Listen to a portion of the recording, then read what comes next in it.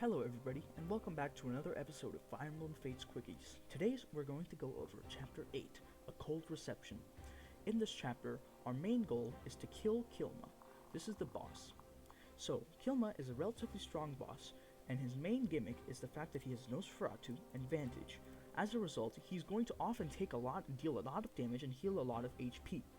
The way that we're going to choose to deal with this is Felicia. Felicia is a maid that has joined us in the prologue and is very solid.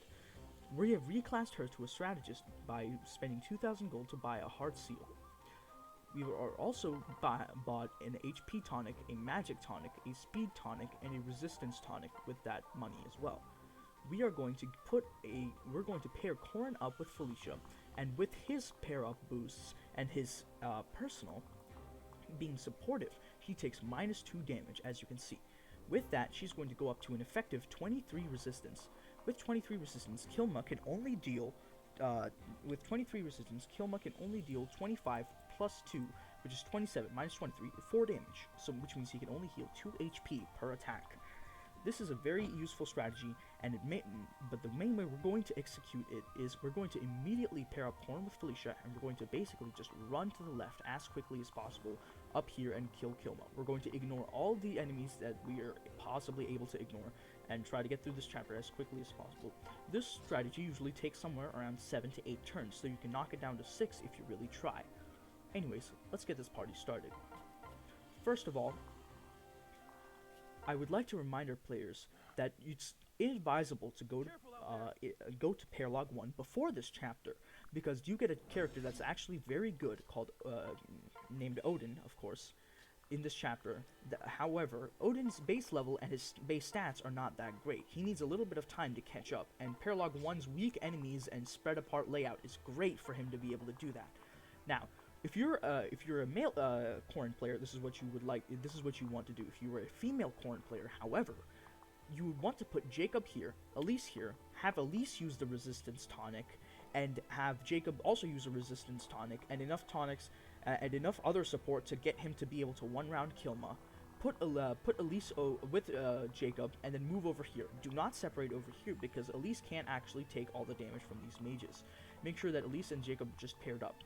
Now, we're going to move Arthur into this village, visit the village. At the end of this chapter, if you visit 3 villages, you get 10,000 gold. This strategy allows us to get that 10,000 gold reward.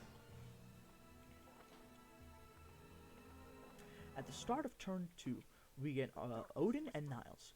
Now, you can actually put Niles right here, you can put Niles somewhere around here, and use him to bait these mages. However, for our purposes, it's better to just run away with all of our other units.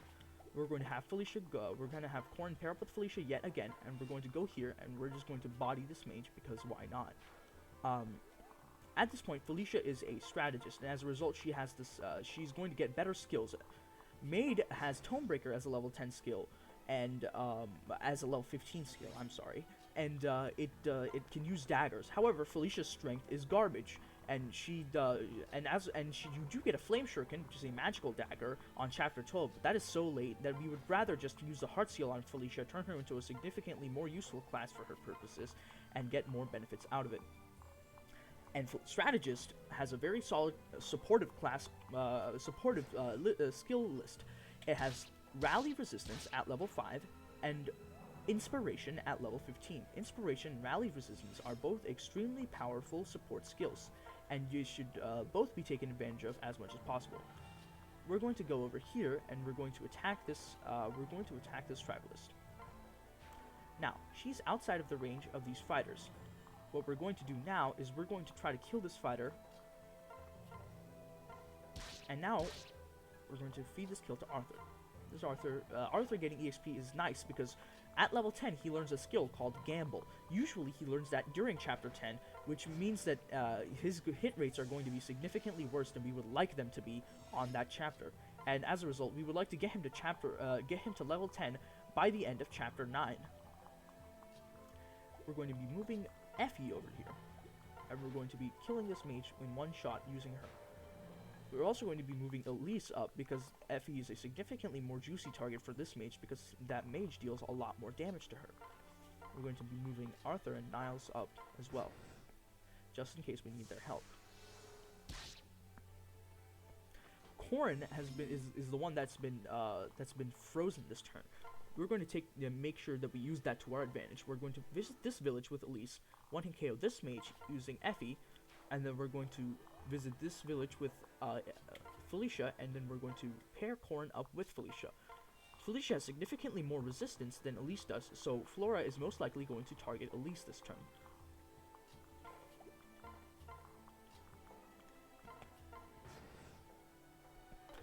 Even if Flora does hit that, we can actually just wait for another turn to bring Elise over and heal up Felicia. However, we can do that one turn earlier. Now we can put Felicia right next to the boss and start chipping away at him. Kilma, as you can see, deals 4 damage and has very bad hit rates on her. And now we're going to absolutely annihilate him with Felicia. It does take a few turns to do it. However, it's significantly more reliable than any other strategy that I've tried out, and it works every time, and it lets you clear the map relatively quickly. Though the EXP gain isn't that great, EXP isn't as important as you would think it is in the early game, because you can get a lot of EXP off of Invasion 1, Paralog 1, and Chapter 9 than you would otherwise think. We're going to make sure to keep all of our other units out of range, and we're going to end this chapter as quickly as possible.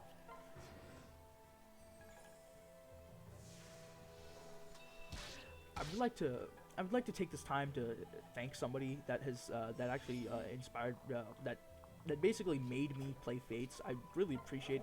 Thank you, Eltrank, for being the guy that basically taught me. He didn't actually make me play Fates.